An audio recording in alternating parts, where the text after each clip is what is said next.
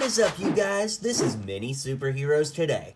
Hey guys, Jonathan here. Well, I just got home from an early screening of Black Panther Wakanda Forever, thanks to Marvel Studios for inviting me to be there, and so many of you guys here in the Nashville area got to come with me because I got to give away passes, so thank you so much for that. So today I'm going to review the movie. I want to tell you everything about it.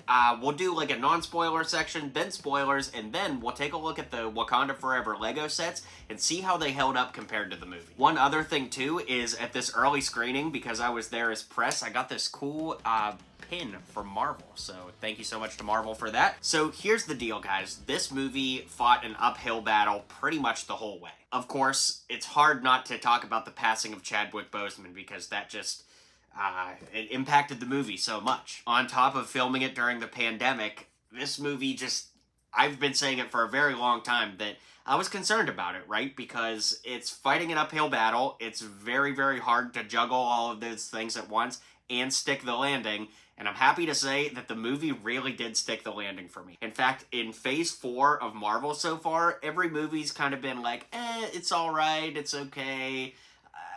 That's actually one of my song lyrics.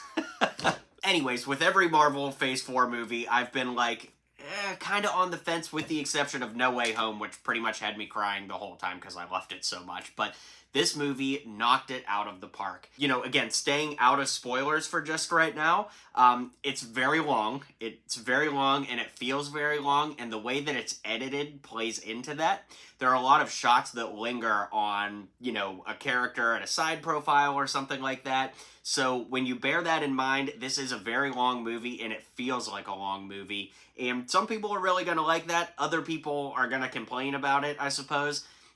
I'm not necessarily complaining about it because I really, really loved the movie. In fact, it's up there for me, guys. I think it's like top 15 MCU, which is saying a lot considering there's over 20 movies now. So it's definitely up there for me. I really, really enjoyed it. If I had to compare it to another MCU movie, I would probably most closely compare it to The Winter Soldier, in that the first Captain America movie was really good, and the second movie kind of turns that on its head and turns the franchise into something else. And I honestly feel like this movie ups the ante from the first Black Panther. I liked it way more than the first Black Panther, actually. So with that being said, that's about all I can say before I get into spoilers. So if you're worried about spoilers, go see the movie and you can come back and watch this from this point on. So, spoilers. Holy cow. Shuri as Black Panther was amazing. I really, really loved her in the suit. I thought that Letitia Wright really acted her butt off in this. I mean, she looks so great in the suit. She owns, you know, the confidence once she gets the Black Panther suit on. And even up to that, you empathize with her character so much and everything she's lost and where it puts her character. And it's hard to think of another MCU movie that took like a secondary character and thrust them into, you know, the main character between movies. That really doesn't happen very much. Typically that character will spin off and get their own movie or something like that. Or like in the case of Falcon Winter Soldier, we have the 3 Captain America movies where Falcon is prominent in the second 2, but then we get Falcon Winter Soldier where he's a main character, but that's a show, not a movie. So comparing it just on the movie standpoint, I thought Letitia Wright did an amazing job stepping into the lead character role. Now, our other lead, who's kind of our antagonist, of course, is Namor, and wow, jaw-droppingly good. That's what I have to say about the movie in general, is just that it's jaw-droppingly good. I loved how they explained Namor's backstory. They explained how he got his name, which I thought was particularly clever. And I just thought that they nailed it. The direction of everything underwater, too. It has such a unique feel to it. I thought that they really tied up everything nice. This movie had a lot of loose ends to tie up with Chadwick's passing and, of course, no longer having T'Challa in the picture.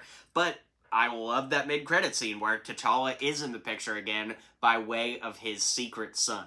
That's amazing, and I feel like they probably are going to give Wakanda a little breather for a while so that they can, you know, establish more storylines to tell and things like that. And by that time, he'll, you know, that actor or another actor will have grown up enough that he can really step into that role, and that's something I'm very, very excited to see. As far as kind of wrapping up the review before we talk about how the LEGO sets did, the acting in this is just phenomenal. There's not a single character that feels hollow, underacted, overacted. It's amazing. I don't really know that any actor actually has ever won an award for acting in an MCU movie, like deliberately acting. I could be wrong. I'm saying I don't know. I didn't research it before I, sat down to record this. But man, Angela Bassett as Queen Ramonda, whew, man, did she act in this movie. Holy moly. She showed up and just crushed it. So I would love to see her win something for this. But, I know that superhero movies typically don't do too well in the, awards category, but this was a phenomenal movie. I loved it. It was jaw-dropping. I didn't love it more than No Way Home, but it probably is a better movie than No Way Home, if that makes sense. Like, just speaking from, like, a film standpoint, it's probably a better movie, but Spider-Man just means so much to me that it's hard for me to say that I liked it more than that, even if it was a better movie. Okay, so now it's time to talk about the LEGO sets for the movie, and up first we have the cheapest set, which is King Namor's Throne Room. Now, when I reviewed this, I said that I actually think this is one of the better LEGO Marvel sets of the year, because for $30 you got 3 minifigures, a really nice build, and this cool little aquapod thing, but of course at the time that I reviewed it, didn't have the full context of the movie. The biggest drawback of this set is the Shuri minifigure, which is because she never wears an outfit even remotely close to that, but otherwise, everything else translated to the big screen pretty dang accurate to this, so this one definitely gets an A+ for me, except for that Shuri minifigure, so let's maybe knock it down to an A- for that reason. Now, this is a little embarrassing. I just moved a whole bunch of stuff around my house, and I don't know where my Shuri's Sunbird box ended up, so here's what it looks like.